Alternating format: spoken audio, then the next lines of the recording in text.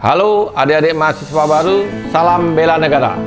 Saya Jube Levianto, Brigadir Jenderal TNI, Direktur Bela Negara, Direktorat Jenderal Potensi Pertahanan, Kementerian Pertahanan Republik Indonesia.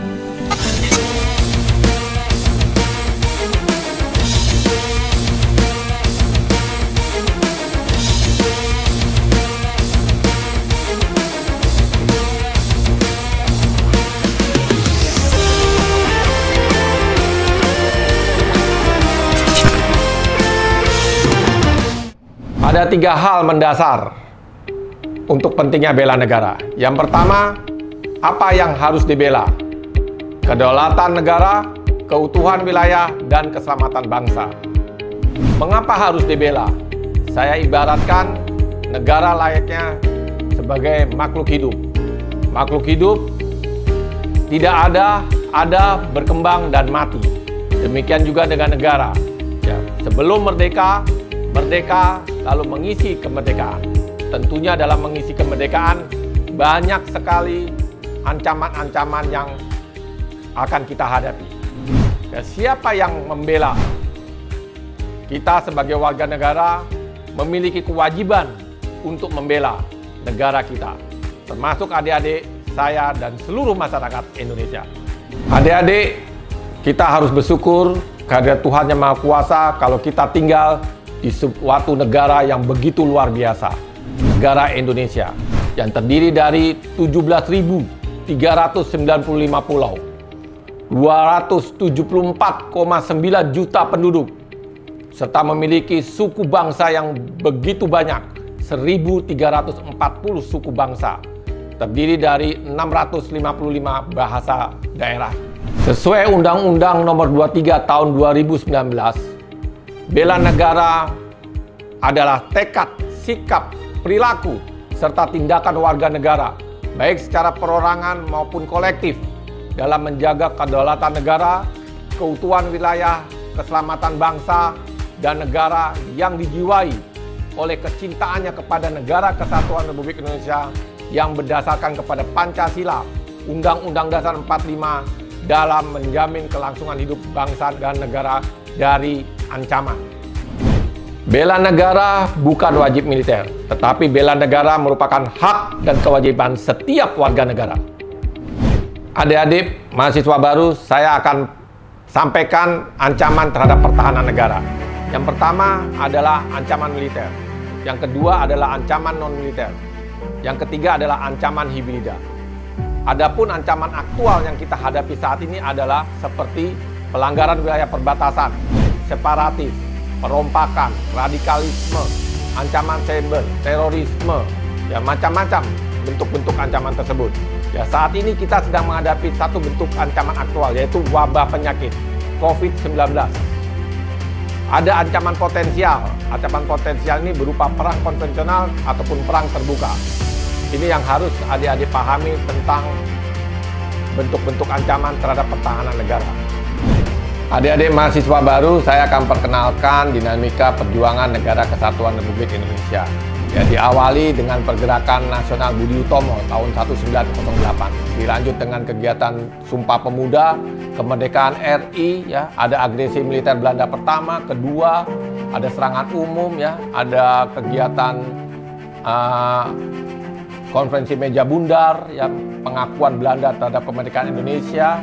Ada ancaman G30 SPKI, ada Timur-Timur lepas, ancaman kedaerahan, Sampit, lepasnya Cipadan Ligitan, semuanya bentuk-bentuk ancaman yang ada di Negara Kesatuan Republik Indonesia.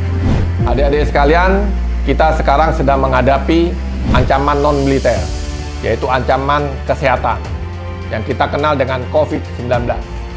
Tahun 2045, ancamannya adik-adik yang tahu.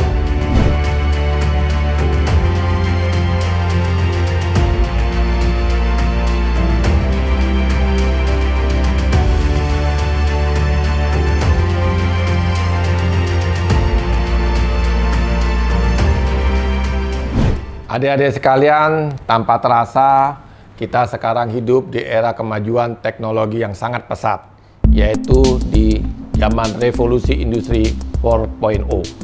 Di era ini kita tidak lepas dari kebutuhan kita sehari-hari, yaitu menggunakan internet dalam kehidupan kita sehari-hari.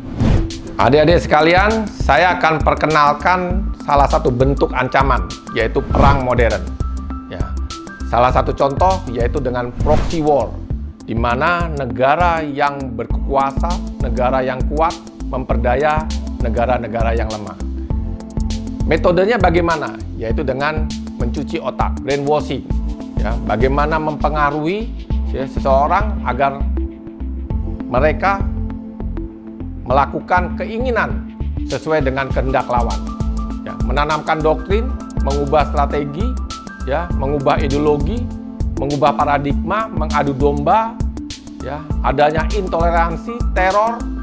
Ya, ini cara-cara yang diberikan oleh negara kuat ya untuk memperdaya negara yang lemah. Ya, ada juga separatis, teroris, ya, macam-macam, ya, Ipolek Sosbud, ya, ujung-ujungnya adalah ingin menguasai Indonesia. Bagaimana polanya, metodenya? Ya, melalui lembaga pendidikan, ya, melalui tempat ibadah, media sosial, ya, penyampaian berita-berita yang hoak dan lain sebagainya. Ini semua dapat diatasi dengan kemampuan sumber daya manusia yang memiliki ilmu pengetahuan dan kesadaran bela negara. Adik-adik sekalian, beberapa peraturan perundang-undangan yang mengatur tentang bela negara. Ya, diawali dengan Undang-Undang Dasar 1945, Pasal 27 dan Pasal 30. Ada Undang-Undang Nomor 39 Tahun 1999 tentang hak asasi manusia. Ada Undang-Undang Nomor 3 Tahun 2002 tentang pertahanan negara. Dan yang terakhir yang baru terbit di tahun 2019 yaitu Undang-Undang Nomor 23 tentang pengelolaan sumber daya nasional untuk pertahanan negara. Di bab 2-nya ada bela negara. Keikutsertaan warga negara dalam usaha bela negara dapat dilaksanakan melalui 1. Pendidikan kewarganegaraan, melalui pembinaan kesadaran bela negara dengan cara 5 nilai dasar bela negara.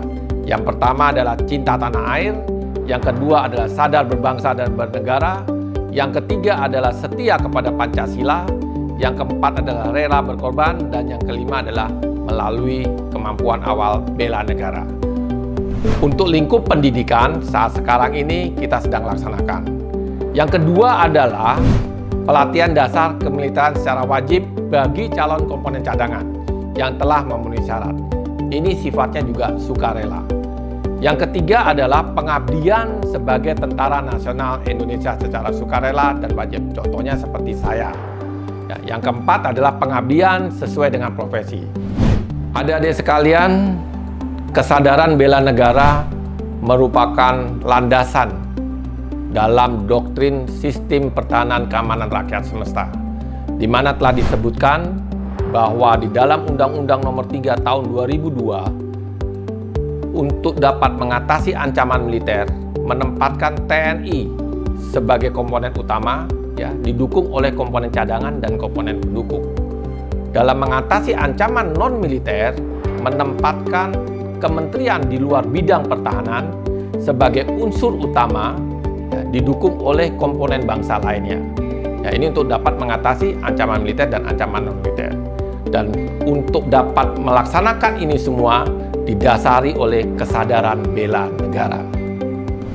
5 nilai dasar yang telah diatur dalam Undang-Undang Nomor 23 Tahun 2019. Yang pertama adalah cinta tanah air. Bagaimana implementasi cinta tanah air? Yaitu paham tentang sejarah, ya, kenali tentang tanah air kita, menjaga wilayah. Itu salah satu wujud daripada cinta tanah air. Yang kedua, sadar berbangsa dan bernegara. Bagaimana sikap dan perilaku kita memiliki kepribadian dan jati diri bangsa yang menjaga persatuan, kesatuan, ya, dalam keberaneka-ragaman kita, ya, agama, bahasa, ya, toleransi, ya, hidup bergotong royong, taat hukum, ya, itu adalah semua aspek-aspek kehidupan dalam sadar berbangsa dan bernegara. Yang ketiga adalah setia kepada Pancasila sebagai ideologi negara. Kita paham benar, ya, adik-adik harus juga tahu bahwa ideologi kita adalah ideologi Pancasila. Yang keempat adalah rela berkorban bagi bangsa dan negara. Ya, implementasinya adalah bagaimana kita sebagai warga negara ya rela berkorban, membantu sesama kita. Yang kelima adalah memiliki kemampuan awal bela negara. Ya, kesiapan kesanggupan warga negara ya dalam dapat untuk berprestasi. Adik-adik sebagai mahasiswa baru ya berprestasilah adik-adik dapat mengumandangkan lagu Indonesia Raya di luar negeri. Ini salah satu contoh meme bela negara. Pahlawan dulu berjuang dengan bambu runcing. Pahlawan sekarang yang bisa menjaga jempol dan mulutnya tidak runcing untuk menyebarkan hoaks itu adalah bela negara. Adik-adik sekalian, siapa yang tidak kenal ini? Tokoh Atta Halilintar. Dia punya slogan yang cukup unik dan bagus untuk dapat dipahami oleh kita semuanya. Bela negara itu bukan banyak gaya, tapi bela negara harus banyak karya. Harapan kita semua kepada adik-adik mahasiswa baru adalah yang pertama, bela negara tak harus angkat senjata. Cukup melakukan hal yang terbaik untuk Indonesia sesuai dengan kemampuan dan profesi masing-masing. Yang kedua, sebagai agen perubahan dalam kesadaran bela negara di lingkungan kampus. Yang ketiga, sebagai role model dalam aksi nyata bela negara. Yang keempat, gunakan teknologi informasi secara cerdas dan untuk hal yang positif. Gunakan media sosial secara bijak, isi dengan konten-konten yang positif. Eksperimenkan kebanggaan Anda sebagai bangsa Indonesia. Yang kelima, tidak menyebarkan hoaks, saring sebelum sharing. Yang keenam, kreatif dan inovatif dalam membangun kompetensi diri guna menyiapkan diri sebagai kader pemimpin Indonesia di masa depan. Yang ketujuh, Indonesia Emas 2045 adalah milik adik-adik sekalian. Adik-adik, untuk mengenal lebih jauh tentang bela negara, ikuti sosial media tentang bela negara. Ada di Instagram, ada di YouTube, ada di TikTok, ada di Facebook, dan web bela negara. Sekian dan terima kasih. Salam bela negara.